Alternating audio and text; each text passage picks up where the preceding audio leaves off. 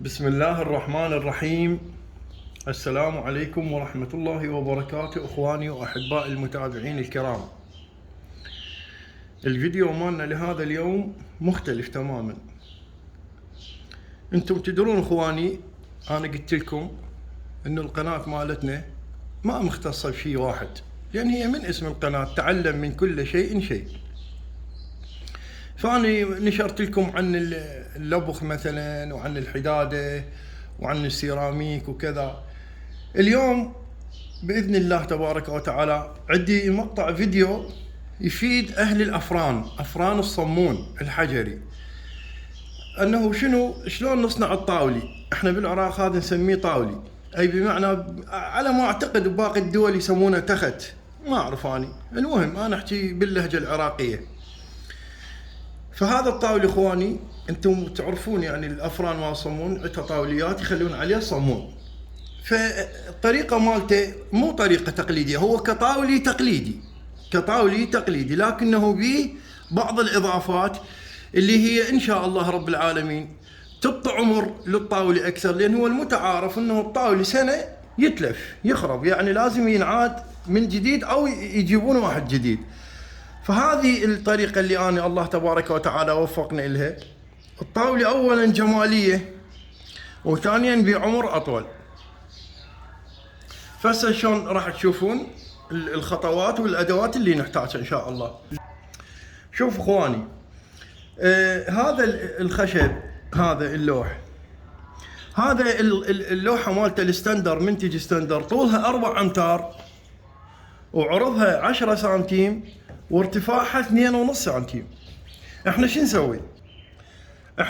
اخواني؟ اللوحة ال4 امتار نقطعها نصفين، يعني نطلع مترين.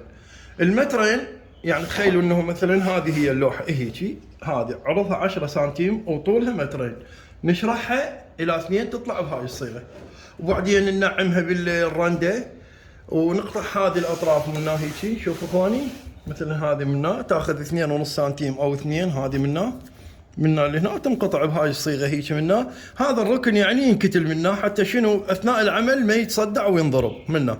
المهم هسه انا راح اقول لكم وهي الابعاد مالته ايش قد. هسه هذه لو تلاحظونها منها، تعال عيني، منها اللي هنا مترين، هذه مترين. شوف اخواني، مترين طولهن هذه، والارتفاع مالتها شو يصير ايش قد؟ هي 5 سنتيم، واثناء التنظيف صارت عندنا 4.5. اثناء ما نظفناها بالرندة تصير، يعني وهو يجي الخشب خشن، فاحنا نعمه بالرندة تصير عندنا 4.5. واللي منها هذا تصير 2. هذا اللي هو الثاني راح افتحها لكم واقيسها من جديد. هسه احنا شنو، هاي طابقها 2 باع اخواني، هذه 2 طابق، هذا ربع تيب منا ونعلموا شنو القياسات من نقيس تجي نفس الشيء. هاي طابقها 2، انا ضارب تيب منا واحد ومنا واحد ومنا واحد، يعني 3 طابقه. هسه احنا راح نقيس المترين المنتصف مالها. ناخذ هذا الوجه، مو هذا الوجه، هذا المكسور يصير لي جوا، شوفوا عيني بهالصيغه. ناخذ مترين، هي قياسها مترين. المنتصف ايش قد عندنا متر، هذا المنتصف متر. شوفوا، نجي نخطه بهالصيغه هاي.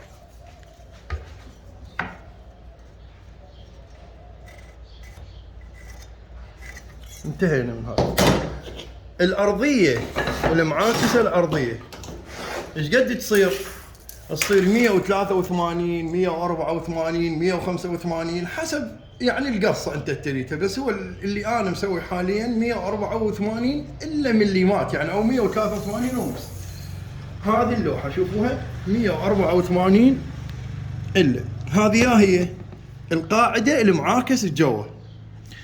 على هذا المعاكس حتى نطلع القياسات الابعاد، حتى من نقعد هذين الاطراف منها ما يطلع عندنا زياده ونقصان. شوف شلون يعني. هسه هذه 184 نقسمها الى 2 ايش قد تصير؟ 92. ناخذ منه هذا المنتصف الى هنا، شوفوا عيني، هذه ال 92 هذه ال 92. بالمقابل ناخذ مقابلها من هناك 92 ونخطها ونفتح هذا. هسه راح اقول لكم خطوه خطوه. شوفوا اخوان، خطيتها من هنا اللي هنا 92 ومن هنا اللي هنا 92 قبل ما نفتحها. هذه اليده القبضه مال الطاولي هذه. طبعا الطاولي ايش يراد له؟ هو القبضه مالته تدخل منه، يعني تنحفر بفريزه منه، هيك حفر دائري وتقعد. انا ما تتوفر عندي الفريزه، يعني آلة خاصة، فأنا راح أسويها خارجية منه وأقعدها وبعدين أداويها وتشوفونها شلون مضبوطة إن شاء الله 100%. هسه شنو الطريقة؟ هذه اليدة القبضة. القبضة ايش قد؟ العرض مالتها 3 سنتيم والارتفاع 1.5 والطول 30، لأن هو الستاندر 30 مال الطاولي، لأن هذه المعاكسة 30. شوفوها المعاكسة 30 سنتيم. جيد. شوف اخوان، هذه قلنا 3 سنتيم، خطيتها 1.5 بالمنتصف، هذا الخط بالمنتصف. المهم نقعد الخط على الخط هيك، شوفوا منه، شوفوا عيني هيك نقعده بالمنتصف عدل، نخط منه ونخط منه ونخط منه. كذلك الجهة الأخرى هذه يقعد هيك من الخط، تخط هيك منه. هسه طلع عندنا شيء نريده. هسه شو اسوي؟ اخط هذني منه اكملهن واقطع بالمنشار، وراح نقص بالمنشار. شوفوا عيني، هسه راح اقطعها هذه وارجع لكم.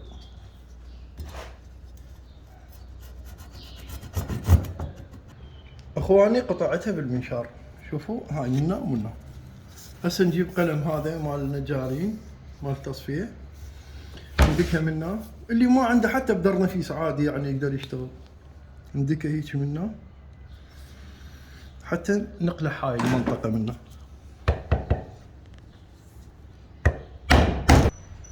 شوف اخوان، فتحتها دقيتها انا هسه حاليا. هسه هذا التيب اللي قلت لكم عليه راح نفتح، لان احنا فتحنا عمود العداله وخطينا منا ومنا، طلعت مضبوطه الشغله.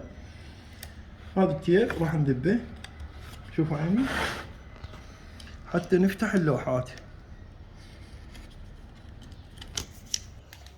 شوف اخوان، هسه احنا فتحناها، شوفوا طلعت عندنا هاي الاطراف. الاجناب هذه اللي منا، هذه الاجناب ايش قد يصير الطول مالتها؟ 26. زين عيني، ونفس القياسات هي مال هاي اللوحه بالضبط، يعني نفسها بالضبط، بس الطول مالتها 26. شلون نقعدها؟ تقعد بهاي الصيغه منه، شوفوا عيني.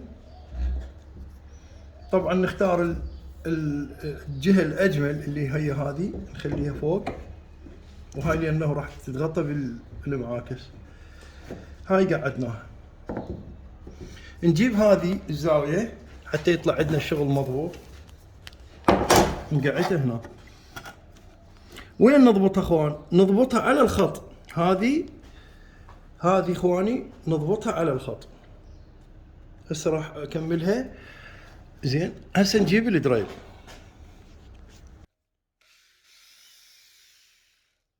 هذا المستوى اخواني احنا ضابطينها على الخط، شوفوا منا.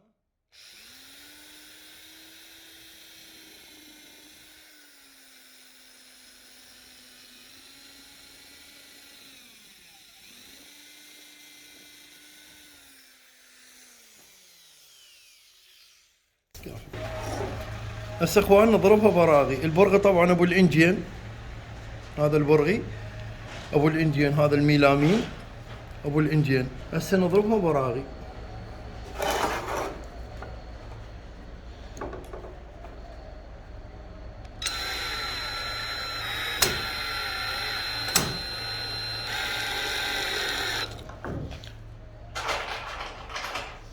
بس البراغي لا تقفلها للاخير، لان اي عواج اذا قفل خاف يطلع عندنا بيه فرق نقدر نتحكم به، لكن اذا قفلته للاخير ما تقدر تتحكم به. شوف عيني هاي انتهت، راح اكملهن 4 شوف. هاي الجهه انتهت، اتحول على الجهه الثانيه من عيني. هذه الجهه الثانيه.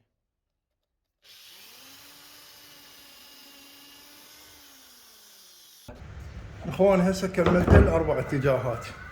نقلبه بهاي الصيغه، نجيب المعاكس.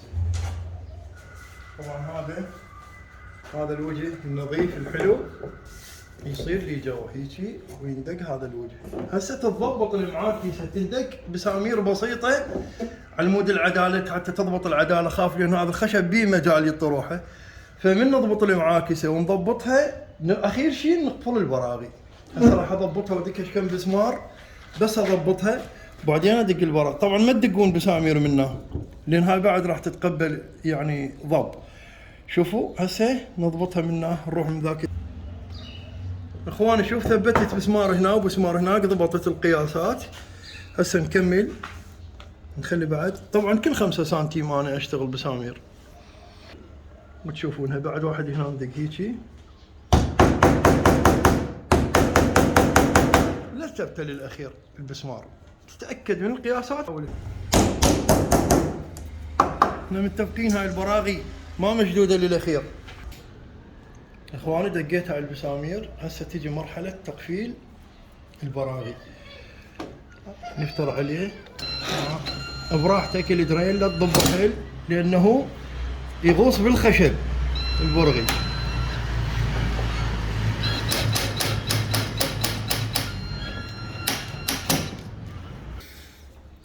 هسه بالفيته ناخذ القياسات، ولا حد يشتغل بالكابسه لان الكابسه مو قويه واحتمال تخلع، واذا تريد ترمم هذه يوم من الايام تبدلها الكابسه ما يطلع الكبس، هذا مسمار بسرعه يطلع. المهم هسه احنا ناخذ من ناكل 10 سنتيم. شوف عيني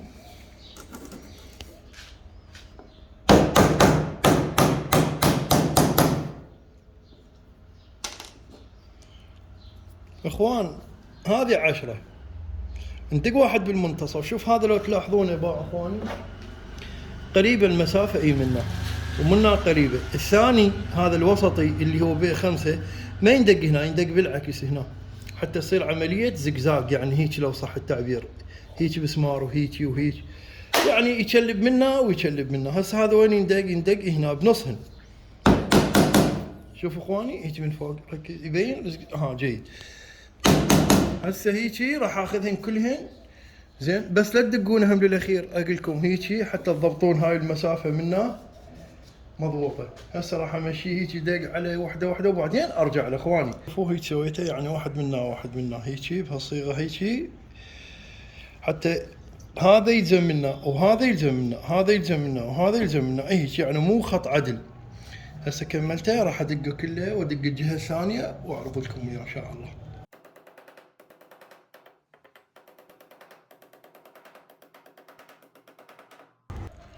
شوف اخوان كملنا الدق مال البسامير. هسه واحد قد يسال يقول انت ليش ما خليت له غرة؟ اخوان اذا اخلي غرة، اذا هذه باكر عقب هذه تريد تبدلها ما تنشلع من هذا، يعني تتعب تنكسر كذا. اذا خليت غرة بعد ما تنشلع. الطاولة ما يتخلى على غرة ابدا لانه قابل للادامة، فبما انه قابل للادامة ما يتخلى على غرة. المهم هسه احنا كملنا الدق مالته. اخوان حاليا مرحلة الصنفرة. طبعا هذا كاغذ الصنفرة، يعني تجيب مثلا من 180 الى 240، من 180 يعني 240 الى 200 الى 180 هذا يشتغل زين. هسه انا هذا 180. اريد اقول لكم على شغلة الصنفرة.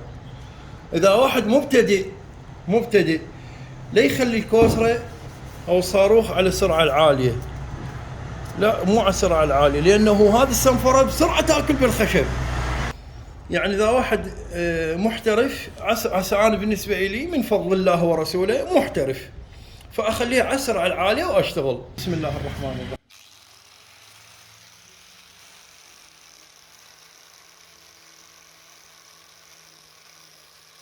هسه ربما واحد يسالني يقول انت ليش تسنفر بالكوسره؟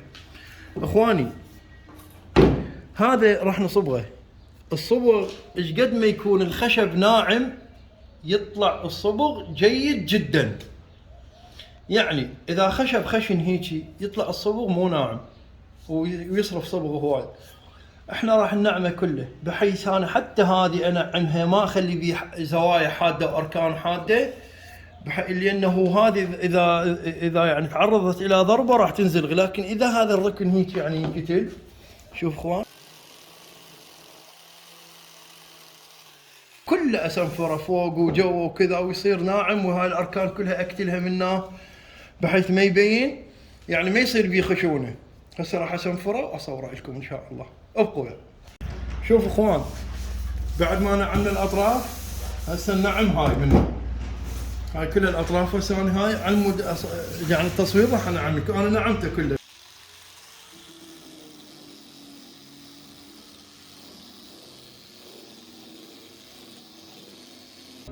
هسه كملناه تنعيم من كل الاتجاهات. يعني شوف هاي الاركان منه ماكو اركان بعد بحيث تصير حاده وقويه، او اذا يوقع عليه شيء كذا راح يطق منه. هذا كلها الاركان ماكو ركن، هذا كله نعمته كله هيجي ماكو ركن. هذا كله هيجي بالكوسره منه ضربته منه ومنه كملته. هسه عندنا مرحله، مرحله الصبغ. الصبغ اول مره نصبغ بنتلايت قاطين نصبغ ينشف مره ثانيه. هسه راح اصبغ وتشوفون قدامي.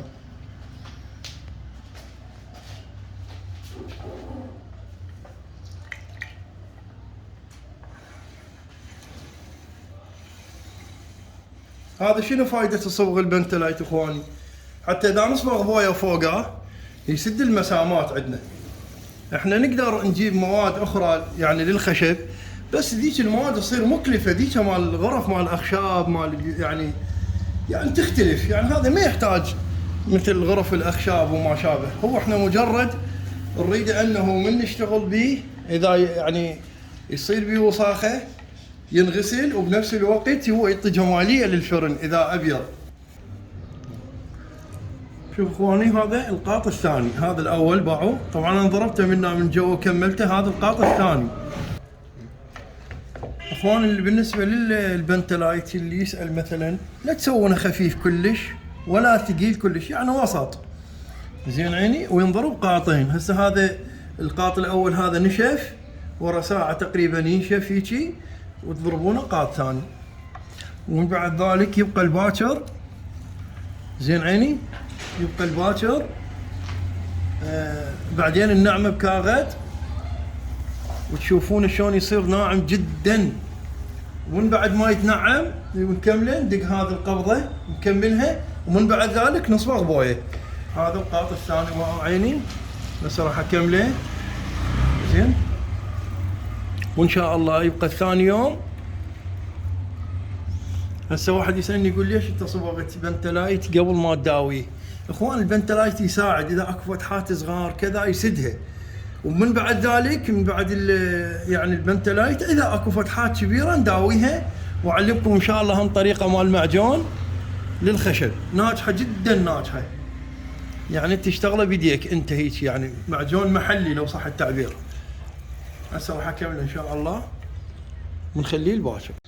اخواني هسه احنا كملنا صبغ ان شاء الله، خليناه ينشف كلش تماما. يعني يفضل ان يبقى ثاني يوم، لان هذا البنتلايت تعرفون ينخبط بالمي زين. فالثاني يوم ينشف بحيث من نجي نسنفره بحيث يطلع عندنا طوز، يعني مو رطب وتسنفره ما يصير. المهم فبيش تسنفره بهذا الكاغد، هاي السنفره اللي هي بي 100، هذا الاسفنجي، لان هذا شويه مريح بالقبضه مالته هيك مريح. شوفوا عيني هذا ينباع بالامتار، هاي القطعه بربع دينار يمكن، اي بربع. المهم هسه احنا عندنا هذا مستخدم، راح اسنفره وتشوفون شلون تسنفره، بس لا تضغط عليه بقوه.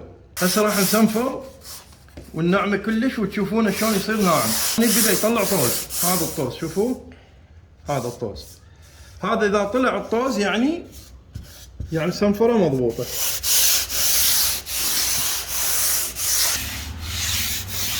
هسه الجوانب كلها اخوان بدون ضغط، شوف عيني، شوف خوان هسه كملته كله كامل. نطفه هيجي، شوف ملمسه صار ايش قد ناعم، شوف ملمسه ناعم جدا. زين، هسه من بعد ذلك عندنا الطريقة الثانية اللي هي تثبيت القبضة. هسه راح انظفه نكته هيك شوي من هذا البوترة.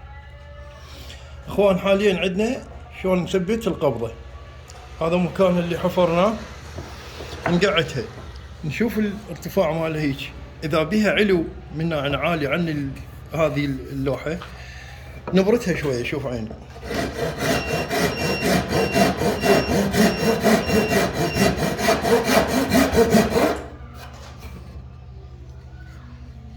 شوف اجت مضبوطة. نحول على هاي الجهة الثانية نرتبها. هسه هاي انضبطت كذلك. شوف عيني، هسه شنجي هذه اليد القبضة هاي اركانها حادة منا وخشنة بنفس الوقت، فنجي نسنفرها. من هذا اذا قوية حادة منا بالمسك هيجي تظل توجع اليدين. فشلون طريقتها هسه راح اشوفكم طريقة اخوان. اخوان هسه راح نصنفره. طبعا نطلع الابعاد مال هذه اللوحه. يعني شوف احنا مو قعدنا هناك هيجي، هاي المنطقه منا وهيجي من الخط وهيك، هاي ما تتصنفر ولا هاي، يعني منا ومنا، لان هاي راح تقعد هناك بالقاعده.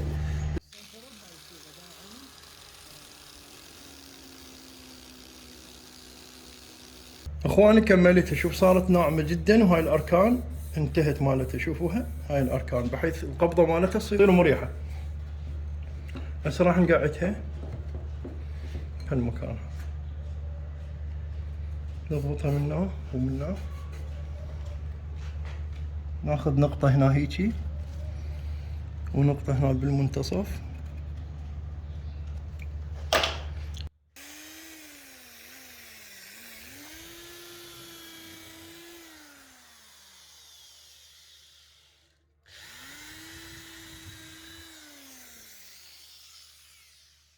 طبعا هذه منا اذا تخليها فقط على الثقب منا منشد هذا البرغي راح يسوي يشرق هاي الخشبه منا. فشو نسوي احنا بالدريل بهذه اللبه، بالدريل هذه المنطقه شويه نوسعها.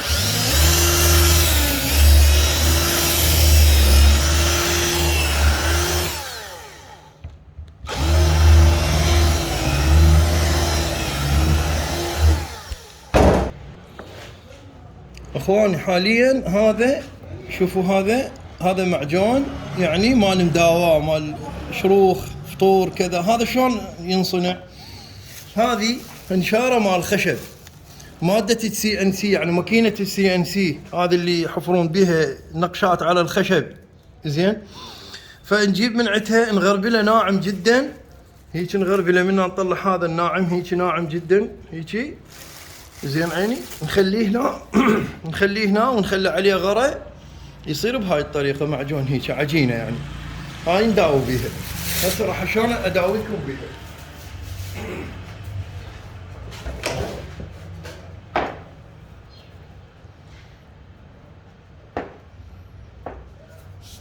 شوفوا عيني، نخلي هنا وهنا هيك. طبعا هذا اثناء العمل من تضغطه انت هو راح يطلع الزايد. هذا شنو فايدته؟ فايدته اذا اكو مثلا فتحات هنا زايده ناقصه هو يعني يقوم بالعمل مكان هاي الفتحات. شوفوا عيني، وهذا طبعا ما يبقى مفتوح، اذا بقى مفتوح يخرب راسا تسدونه. تقعد هذه اليد هيجي القبضه. شوف عيني باع شلون طلع الزايد.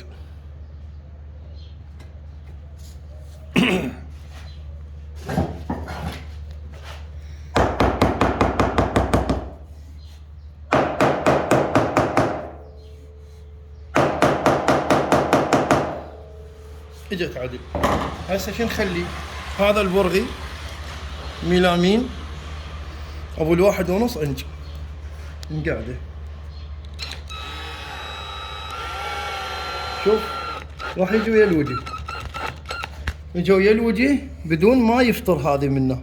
شوفوا لان هاي حافه، اذا ما تثقب بالراس الدرنفيس هذا مال تثقب الخشب بهالطريقه هيجي منه، شو يسوي؟ يثقب يفطر الخشب.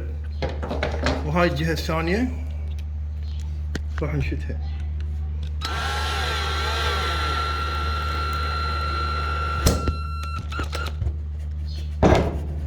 اجوا يلوجه عدل.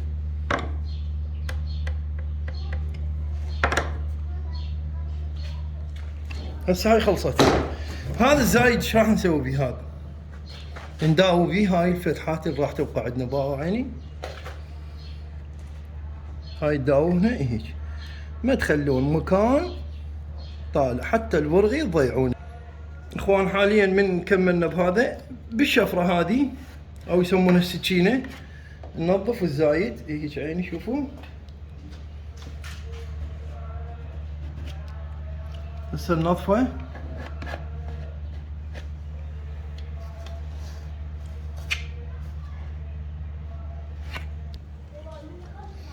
اخوان بعد ما كملناه يعني ضربناه بهالمعجون، داوينا هاي الفتحات، هذه الاركان نضربها بالكوسره ويا هذه منه. شوفوا عين شلون صارت وياها يغوص، يعني ما تسيطر عليه يغوص. شوف هسه هذا ويا الوجه هذا غاص، فهذا شلون تداوي؟ بهذا المعجون اللي قلت لكم عليه. شوفوا عيني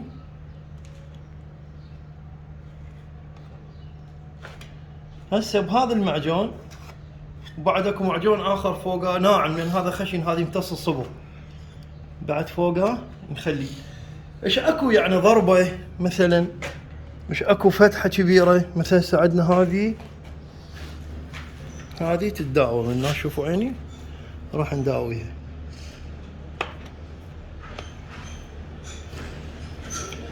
من بعد ما ينشف نضربه بكاغل التنعيم او السنباده او السنفره.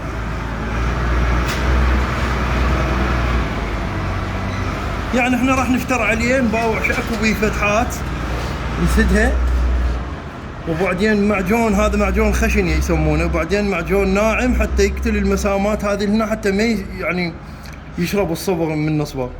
هسه راح اكمله اخوان. كملته تنعيم وضربته بهذا المعجون اللي علمت لكم اياه، نشاره الخشب مال CNC ويا غره، سديت هذه المسامات الكبيره. هسه ايش عندنا؟ انه معجون ناعم نضربه نسد هاي المسامات منه حتى شنو من نصبه ما يشرب الصبغ منه. هسه راح نسوي لكم معجون ناعم. طريقته شلون؟ تعال اخوان هذا غره. شوفوا هذا غره، ناخذ كميه. شوف شو نضيف على الغره احنا لانه عندنا شيء بسيط. نضيف على الغره ماده البورق، احنا بالعراق نسميها بورق، بالدول الاخرى يسمونها جبس او جفس. نخلط الغره ويا البورق. عين اخوان هاي المعجون شوفوا صار هذا غره وبورق. هذا ناعم جدا يسد المسامات الناعمه كلش.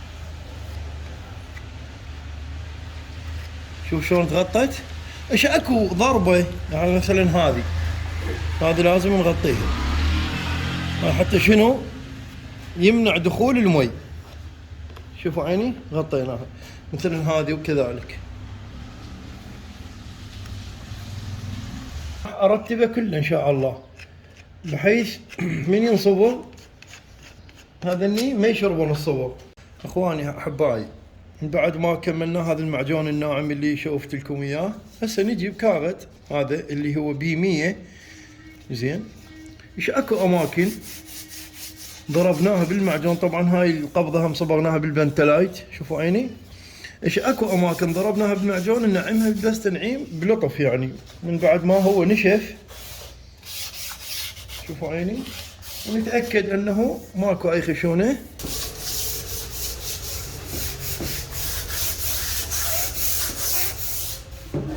هسه كملنا اخواني كله نعمناه. هسه عندنا المرحله الاخيره اللي هي مرحله الصبغ بالبويه.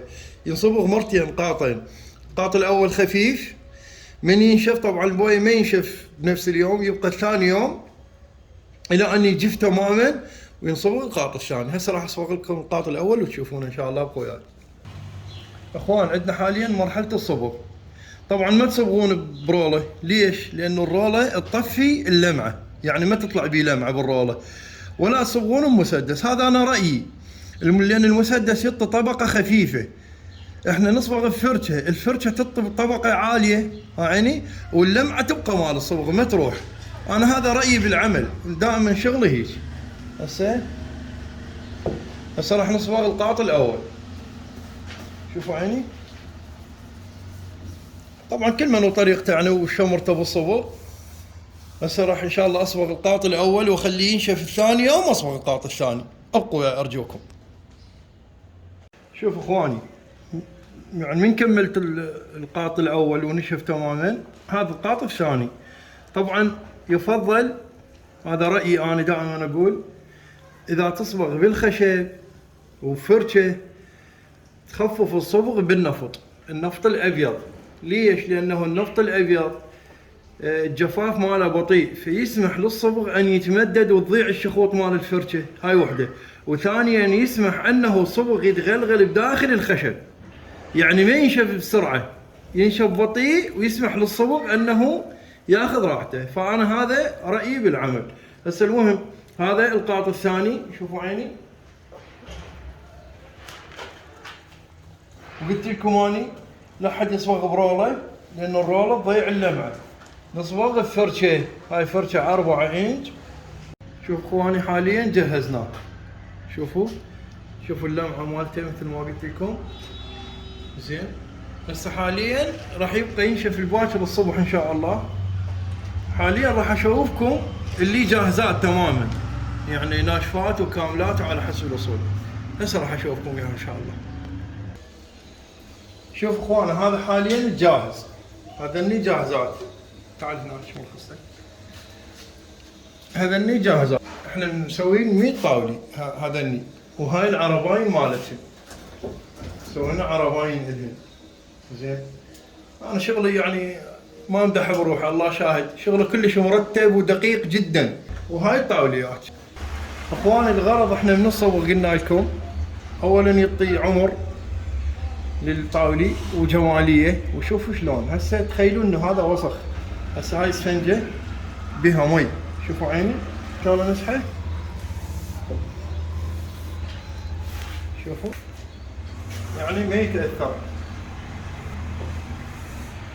شلون ركز ايدك شلون الصبغ يعزل المي اخوان. شوفوا عيني هسه هذا المي، شوف الصبغ عزل. هاي من بعد ما تغسل انت شويه زاهي يعني ذات، لان هو جديد حاليا ما هو مستخدم، من يستخدم شويه زاهي وبالجلافه النايلون، مو الجلافه الحديد، جلافه النايلون شويه زاهي تغسله، وبعدين بالاسفنجه ومي تمسحه هيجي، وبعدين تنشفه ببصله، لان هذا اذا بقى هيجي المي بدون تنشيف راح يشولح، بعدين يتنشف ببصله بازه هيجي. هاي ورا يعني كل سنه 6 شهور 8 اشهر من يتوسخ ينغسل مره. زين عين هسه هذا جهز عندنا والحمد لله رب العالمين. الحمد لله رب العالمين، الشغل تم وخلص.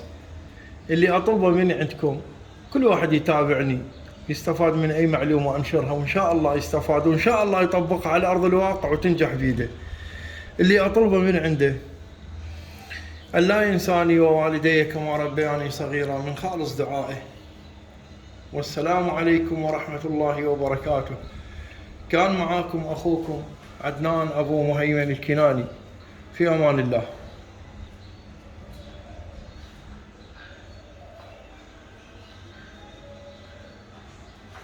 صورة هيك.